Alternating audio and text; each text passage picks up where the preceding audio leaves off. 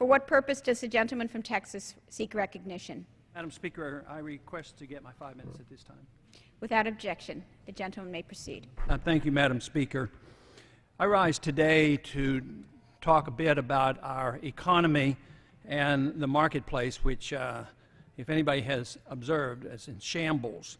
A couple years ago, we had a financial crisis, basically a bit of problems and debt with the financial institutions, the banks, and a lot of corporations. And that was a rather hectic period of time, but I think what we're moving into now is much, much more serious. And what I see happening is that this is not a financial problem as much as a currency problem.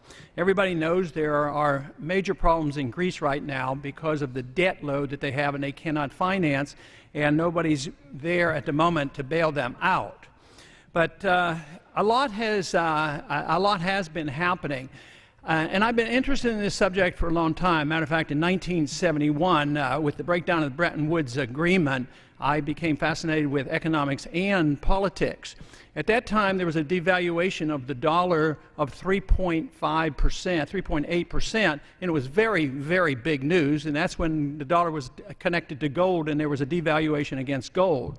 And this was a major event and ushered in a major amount of inflation in the 1970s. And yet, this process continues. Matter of fact, the breakdown in 1971 opened up the doors to massive inflation, and that's what we have been doing for 35, 40 years, of inflating the currency, creating many and multiple financial bubbles which have burst and have given us a great deal of trouble. But a currency crisis is much worse because people lose confidence in the dollar. Now, I have talked a lot about the value of the dollar, and somebody might wonder exactly why I would come today and talk about a concern I have for the value of the dollar, because if you look at the dollar is a haven. The dollar has been going up sharply in terms of other international currencies. And they would say that this is a haven, it's still strong, people are buying our treasury bills. But I still argue the case that there is a currency crisis going on, because if you look at the one true money, the one money that has existed for 6,000 years, that outlasts all the paper money and all the fiat currency, and that is gold. And it doesn't look very good, and it's sending a signal that a lot of inflation lurks in the future. In the past several years, maybe even 10 or 15 years, the dollar and the gold relationship depended on gold acting as a commodity. It moved with the stock market. It moved with commodity prices. But no longer. Instead of the gold going down when the stocks went down, and instead of the gold going down when the commodities go down, instead of the gold going down when the dollar goes up, all of a sudden, people are resorting to putting dollars and other currencies in gold. This is sending a signal that the confidence is being lost in the entire fiat monetary system. And the dollar, of course, is the reserve currency of the world, and therefore a very significant event. But there are even other statistics to suggest that we're in for a lot more inflation. If we look at what has happened to producer prices in the past 12 months, we find out that producer prices have already moved up significantly. For instance, finished consumer goods are up 8.2% in the last 12 months. Finished consumer goods, excluding food, are up 8.3%. Finished energy goods are up 20%.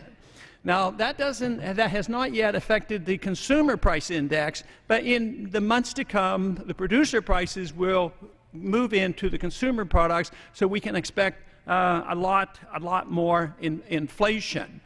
Now, the way we get into this trouble is due to accepting some notions about money that are false. We have believed since 1971 that there should be no linkage of our money to anything sound as the Constitution mandates. There should be no linkage of the dollar to gold or silver, which then gives the Congress the leeway of spending endlessly. Deficits don't matter. We can tax and we can borrow, but if we still don't have enough money, we can depend on the Federal Reserve just to print the money. Now, that has lasted for a long time, and we've been getting away with it, but the market is more powerful than the central bank and the politicians. The market usually rules, and they come and say, the money isn't worth what it used to be, and there's too much malinvestments, too much debt, and therefore a correction must occur. This happened with the financial situation. There had to be a correction. The bubble burst, and there are some adjustments. But everything that we have done over these past several years and even over the last several decades, it's always been to resort to more inflation, print more money, spend more money, which only produces a problem that delays the inevitable. What I am afraid is the inevitable is here, and we must do something about it.